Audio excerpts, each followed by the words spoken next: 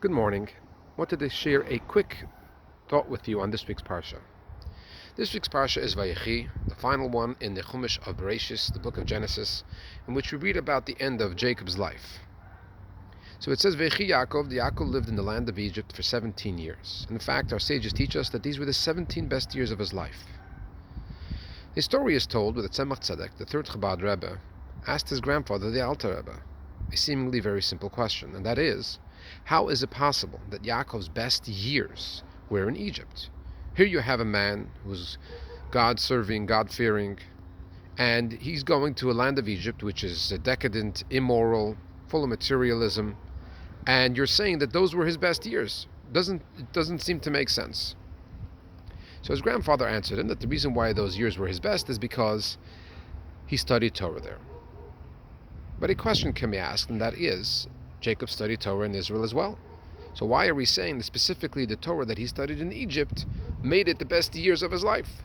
I would think that studying Torah in Israel is far greater and better than studying Torah while in Egypt.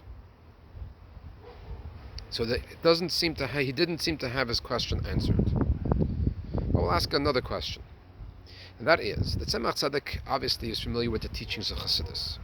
And the teachings of Chassidus tell us all the time that greater is the light that comes from darkness that has been transformed than something that was always light.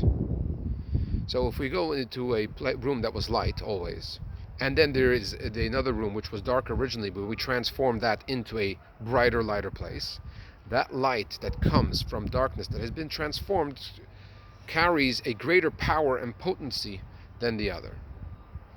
So what was his question? What was the struggle with why was it that Egypt is going to be the best years of Jacob's life when he knows that if he goes to a place like Egypt and studies Torah over there, that carries a greater spiritual potential than studying Torah while in Israel? And in fact, Jacob's descendants are about to go into exile while in Egypt, as we read in the book of Shemais, the book of Exodus. And the reason for that is because there was the divine sparks that were there, and they were going there to uplift them. And they carried a greater potential than those that were in Israel. And that's why they had to go into exile and to elevate those and bring them back up with them when they go move on to Israel afterwards. So it's the same thing over here with Yaakov. The reason why it's his best years is because he was living in a place that's immoral, and yet he was studying Torah. So what was the Tzemach Tzedek's struggle that he asked his grandfather, how can it be its best years? He seemingly should have known the answer himself. So the answer is as follows.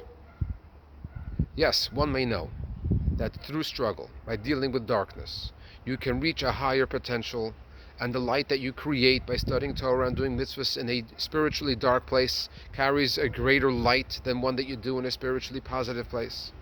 But it's difficult to keep that perspective. So how was it that while living in Egypt, seeing everything that his neighbors and everyone is doing around him, that Yaakov was able to keep that perspective, focus on what was really going on, and not only that, but he was able to have his best years there? To which his grandfather, the Alter Rebbe, answered that it's because of his study of Torah.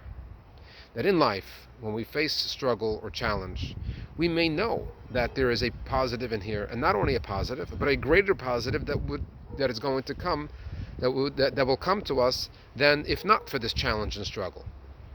But the thing is, it's difficult for us to keep that perspective and remain joyous and happy as we are working through that challenge. So what's the solution? The solution is just like Jacob, our forefather. If we study Torah, it keeps us focused on the proper perspective. It makes us realize that the difficulty we're facing in front of us really will lead us to a far greater good. So the solution for us to recognize that even within the challenge and darkness in the personal life, it is leading us to a far greater and better light is by studying Torah. And today there are so many options to study Torah. On our website, thejewishbrandon.com, you have countless hours of video, audio on any subject, or if you want to read an article, any format you'd like, whether it's question and answer, long lessons, short lessons. There are so many different options and ways that one can study Torah today that we have every opportunity, and all we need to do is take advantage of it and begin listening, watching, reading. If you'd like some assistance as to what you should learn, please message me and I'd be happy to direct you into something that I think you would enjoy. Remember, you matter, so make a difference. Shabbat Shalom.